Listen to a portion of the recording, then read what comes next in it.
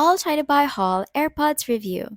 In this video, we're reviewing AirPods from Allchinabuy to see if they're worth buying. So to get started, these AirPods looks almost identical to the real ones, even down to the packaging and pop-up pairing animation.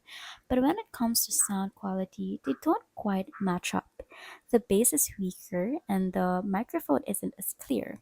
Battery life is another issue. While real AirPods last around 45 hours per charge, these alternatives often don't hold up as long.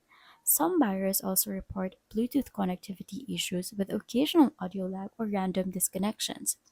Another key difference is the build quality. The original AirPods have a solid premium feel, while replicas from All China Buy may feel lighter and less sturdy. The touch controls can also be inconsistent, with some models being too sensitive or unresponsive. Additionally, firmware updates from Apple may not work properly on these alternatives, which could cause long term usability issues. If you want AirPods that look real, these might work. But if you need stable performance and great sound, the originals are still the better choice. And that is my review of All China Buy's AirPods haul.